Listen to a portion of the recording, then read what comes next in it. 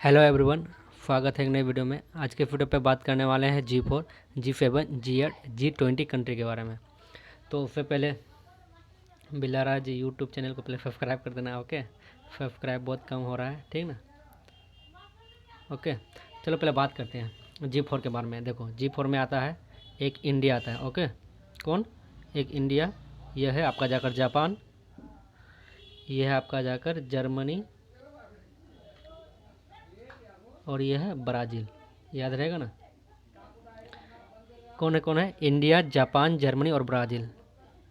आप बात करते हैं कि इसमें इसका रोल क्या है। ओके, देखो ये मैप देखना मत, ये मैप गलत है। ओके, ये मैप देखना मत, ये गलत है। ओके, देखो आते हैं, बात करते हैं। देखो जो G4 कंट्री है, जिसमें आप कोई भी पूछेगा कि यूनाइटेड नेशन में जो 5 परमानेंट कंट्री है तो उसमें कौन कौन है, तो ये याद रहना बहुत ज़रूरी है। एक तो है China, France, Russia, United kingdom and United state. अब G4 कंट्री में तो आप जान लिए ब्राज़ील, जर्मनी, इंडिया और जापान। ओके, तो इसका डिमांड क्या है? सिर्फ मांग यह है कि यूनाइटेड नेशन में हमको परमानेंट सीट चाहिए। क्या चाहिए? Permanent seat. और इसका कोई डिमांड नहीं है। G4 कंट्री, याद रखना इसका क्या डिमांड है, सिर्फ हमको परमानेंट सीट चाहिए यूनाइटेड नेशन काउंसिल में।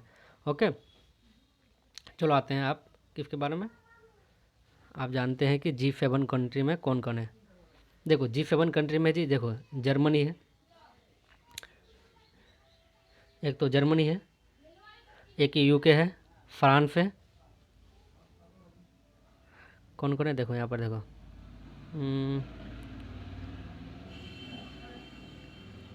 देखो जी, एक तो जर्मनी है, एक यूके है, एक फ्रांस है, एक कनाडा है, यूएस है, इटली है और जापान है। ओके, तो G4 नेशन का क्या क्या रोल है उसको पहले याद रखना। देखो G4 नेशन का रोल क्या है। देखो ये जो एक इंटर गवर्नमेंटल पॉलिटिकल फोरम है, जिसमें Canada, France, Germany, Japan, United kingdom and United state आता है। ओके, जो वर्ल्ड 7 लार्जेस्ट जो इकोनॉमी का है, यही कंट्री से लाता है। इसका जो हुआ था फॉर्मेशन 25 मार्च 1973 को हुआ था। अब देखो जी, जो इसका फर्स्ट G6 समिट है 15 नवंबर 1975 को हुआ था। देखो एक याद रखना, याद क्या रखना, देखो यहाँ देखो। इससे पहले जी G6 हुआ करता था। क्या हुआ करता था? G6 प्लस इसमें कनाडा आ गया। कनाडा आ गया तो क्या हो गया? G7 हो गया। याद रखना। कनाडा लगभग 1975 में जॉइंट हुआ था। ओके, ये याद रखना। आप आते हैं G8 में।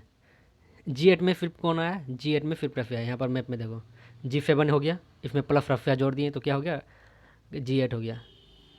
तो देखो beginning 1994 Rafia join the discussion. जो बिगिनिंग 1994 का रफिया इसमें डिस्कशन कर रहा था कि हमको भी G8 का मेंबर बनना है, तो इसको बना भी दिया गया। कब बना दिया गया? 1997 में। ओके, लेकिन जो भी रशिया यूक्रेन का वार चल रहा है, तो 2014 में जो रशिया यूक्रेन का क्रीमिया रीजन को कब्जाने के बाद इसको G8 से हटा दिया गया था। G8 से हटा दिया गया तो फिर वही G7 ग्रुप आ गया। ओके, ये याद रखना। आप आते हैं जी G20 कंट्री में कौन है। देखो G8 कंट्री में तो G7 G8 को मिलाकर प्लस ई कंट्री को मिलाकर, देखो यहाँ देखो G7 को करेंगे G8 प्लस ई कंट्री मिलाकर तब G20 हो गया। तो यानी मतलब इसमें कौन होगा? जर्मनी हो गया, यूके हो गया, फ्रांस हो गया, कनाडा हो गया, यूएसए हो गया, इटली हो गया, जापान हो गया, रशिया हो गया, ब्राज़ील हो गया, साउथ कोरिया हो गया, मेक्सिको हो गया, China, Indonesia, south Arabia, Australia, India और साउथ अफ्रीका। ये क्या है जी? G20 कंट्री है। आप देखो इसका मेन मकसद क्या है। मेन मकसद देखो, इसमें से दो 19 कंट्री जो है, 19 कंट्री अरे यूरोपियन यूनियन है। इसका मेजर इशू है जो कि ग्लोबल इकोनॉमी को करेगा, international financial stability, climate change और सस्टेनेबल डेवलप पर यह काम करेगा। याद रखना क्या क्या बोले, ठीक ना। और इसका जो कि है जी, देखो पर इसका पर्पज़ क्या है। देखो यहाँ पर पर्पज़ लिखा हुआ है, bring together systematically important industrialised and development economy. इसका सिर्फ यही मकसद है कि ताकि हम लोग दुनिया का जितना भी इकोनॉमी को स्टेबलाइज कर कर रखें। और चेयरमैन कौन है जी? जोको वाइडोडो, प्रेसिडेंट ऑफ इंडोनेशिया का है। ओके, ये याद रखना। अब देखो इसका फॉर्मेशन 26 सितंबर 1999 को हुआ था। ओके, अब देखो यहाँ पर देखो ये मेन है। देखो G20 composed most largest economy including both industrialised and development nation.